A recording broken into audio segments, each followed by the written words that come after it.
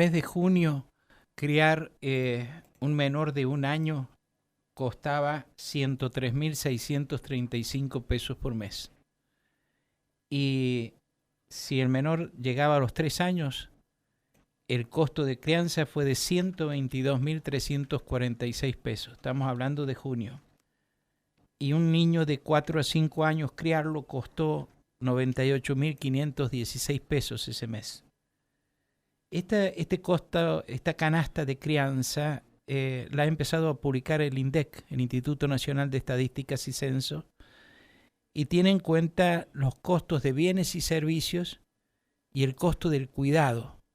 El costo del cuidado siempre es mayor al costo de bienes y servicios, por lo que he visto.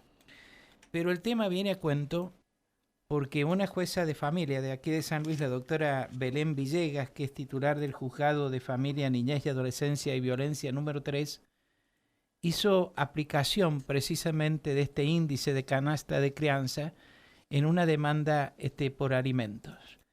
La doctora Belén Villegas. Doctora, gracias por atenderme.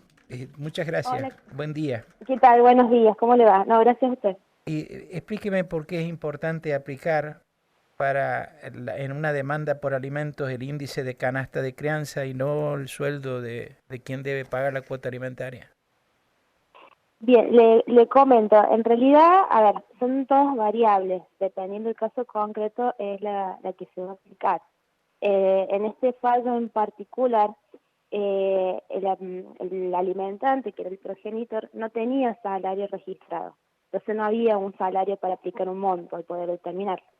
Entonces, cuando tenemos que dictar una sentencia, como siempre digo, las necesidades del niño no se deben probar, pero yo tengo que establecer un monto. O sea, hay una necesidad que yo le tengo que traducir en pesos. Entonces es importante este índice que se ha empezado a publicar, digamos, en mayo, que si no me equivoco fue la primera publicación, es que ellos nos dan pautas un poco más objetivas. Nos dicen, bueno, esto es como un piso mínimo que sí o sí debe estar cubierto por la cuota alimentaria. Entonces nos ayuda mucho a la hora de tomar una decisión, a tener criterios, obviamente, digamos, para estos montos son a criterios de la jueza cuando dictamos la sentencia. Con esto nos dan como más herramientas para poder llegar a una sentencia mucho más justa. Y en el caso concreto que a usted le tocó juzgar, ¿cómo lo resolvió? Bueno, en el caso concreto, el alimentante, que el papá, era un monotributista, por lo cual teníamos realmente las declaraciones juradas ante AFIP. Incluso él denunciaba en la contestación de demanda que ganaba mucho menos de lo que estaba denunciado en AFIP. Entonces, antes solíamos utilizar el salario mínimo vital y móvil, poníamos un porcentaje de ese salario. Hoy con esto lo que determinamos es, bueno, este monto, que en ese momento tomé el monto de julio, porque estábamos, digamos, comparando los montos de ese mes, esto es lo que tiene que estar cubierto. Entonces, como un 100%, digamos, gastos 100% del niño. En este caso en particular, el niño estaba viviendo con la mamá, entonces determiné que el 65% le iba a cubrir el papá y el 35% la mamá, porque al convivir con ella hay gastos que, digamos, labores que tienen, digamos, un valor económico, que son cuidar de, por ejemplo, llevar al niño a la escuela, llevarlo al médico, llevarlo al deporte, todas esas actividades, darle del desayuno, darle el almuerzo, todo eso tiene un valor. Entonces no era equitativo hacer 50 y 50. Eso lo determina 65 y 35 y en base a eso establecí la cuota alimentaria en la sentencia. Usted estableció el valor. Supóngase que estemos hablando el valor que yo di recién de junio de 2023, que dice que la crianza de un menor de un año costó 103.635 pesos en junio. Supongamos que fuera eso.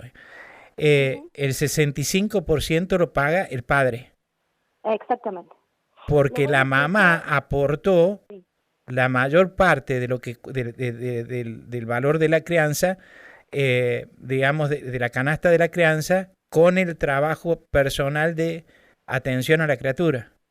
Así es. claro.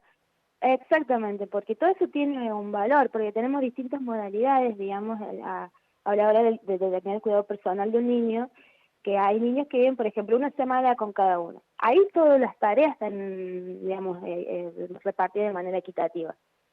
Pero cuando tenemos un niño que vive la mayoría del tiempo con la mamá, el papá lo ve fin de semana de por medio, y obviamente lo que no uno realiza en cuidados personales, que son estas cosas del día a día, como digo, llevar a la escuela, buscarlo, hacer las tareas, todo esto, y lo tiene que compensar de manera económica, por eso no se divide 50-50. De manera tal que es un índice que puede ser muy útil, ¿no?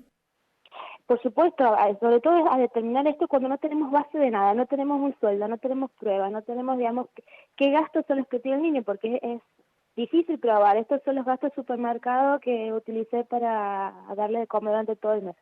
Es imposible determinarlo. Entonces, esto ya nos da por lo menos una pauta de decir, bueno, esto seguro lo que va a gastar, porque digamos, está basado en estadística y en digamos, en cálculos que hace el INDEC. Obviamente que puede ser montos superiores si están acreditados, no gasta lo mismo un niño que va a un colegio público que no va a un colegio privado, a uno que lo lleva caminando a la escuela y que tiene que buscar el transporte. Pero esos son gastos extras que sí se tienen que acreditar y bueno, ahí se va acomodando las cuotas alimentarias. Se tienen que acreditar, aun cuando usted decía recién que, digamos, los gastos de la La crianza no necesidad, se claro, prueban. la necesidad no se prueba. Ah, Solo la tiene que probar que necesidad. el niño, claro, que Perdón, el la niño necesidad. necesita, claro. Ujú, ujú. Pero hay montos que sí, no es lo mismo, por ejemplo, me dicen un colegio que gasta 35.000 pesos y yo lo tengo que tener en cuenta para determinarlo, pero obviamente me lo tienen que probar, digamos, es simple, acompañando, digamos, alguna recibo del colegio suficiente. Estamos llenos de conflictos, ¿no? Por cuestiones alimentarias. Lo que Sí, pasa es que no hoy siempre en día, trascienden, sí, pero estamos no. llenos, ¿no? Claro, y hoy en día debe ser la rama donde más están entrando demandas por la cuestión económica del país, digamos, cuanto peor la situación económica, más demanda de alimentos hay. Ujú. Pero sí, no todas trascienden porque esto tiene que ver algo que es nuevo, que se ha empezado, digamos, la primera vez que se utilizó una sentencia acá en San Luis, que como digo, ayuda un montón, digamos, a determinar un monto más justo y una sentencia más justa, que realmente pueda cubrir las necesidades de un niño. Igualmente, no siempre es, digamos, a lo mejor es insuficiente, todo depende, pero bueno, por lo menos tenemos más herramientas para lograrlo una sentencia un poco más justa. Entonces, esta valorización mensual de la canasta de crianza de la primera infancia, la niñez y la adolescencia, Ujú. eh, es un elemento a tener en cuenta cuando las condiciones fácticas que le toca a usted juzgar no le proveen otros elementos de juicio. Y O, sí, es como, por ejemplo, si yo tengo un alimentante, que realmente son los progenitores, son los papás, que tienen un salario en blanco, ¿no? Y a lo mejor el salario le queda de bolsillo 500.000 pesos, y lo voy a utilizar a eso de base. ujú, No es mucho más simple, pero hay situaciones que hoy la mayoría de los trabajos no son precarizados, no son trabajos formales, entonces es difícil, digamos, entonces utilizamos la base del salario mínimo vital y móvil, que a veces, digamos, no era suficiente, un 20-30% del salario mínimo no es un monto suficiente. O sea, con esto decimos, bueno, no importa, pero esto es lo que tenés que garantizarle a tu hijo. ujú. Y obviamente, si se trata de distintos niños, se tiene en cuenta el rango de edad, Claro. de acuerdo a esta valorización. Sí, pues está dividido en rangos etarios, de acuerdo a Sí. la edad son los gastos estipulados, digamos, de 1 a 3, de 4 a 5, de 6 a 12. Ujú. Doctora, y cómo llega usted, digamos, a la aplicación de este criterio, digamos, basándose en esta estadística oficial? Y llega, digamos, me llega la noticia cuando se hizo la primera publicación. En marzo de este año, si no me equivoco, habían manifestado que lo estaban por realizar. Estaban, digamos, en el trabajo, digamos, en el proceso de realizar este índice. Y la primera publicación, si no me equivoco, fue en mayo, que salió en las noticias y demás. Obviamente yo lo leí y dije, mira qué interesante, bueno, como herramienta para tomar una decisión. Ujú, Entonces, ahora en agosto tuve que dictar, porque no son todas las causas que llegan a sentencia, la mayoría de las causas se determinan en acuerdos, digamos, en audiencias conciliatorias. sí. Entonces, hasta que me llegó para resolver, estaba en esta dicotomía de determinar cuál monto fijo que sea realmente justo y pueda cubrir una necesidad, y me acordé del índice este que se había publicado y decidí aplicarlo.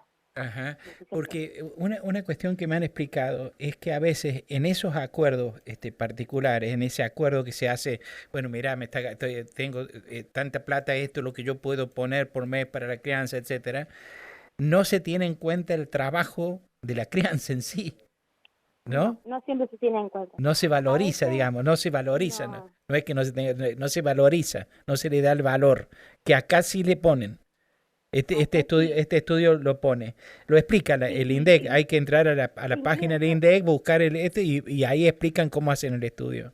Claro, incluso utilizan, si no me equivoco, la escala salarial de las trabajadoras de casas particulares para tener base de ese valor.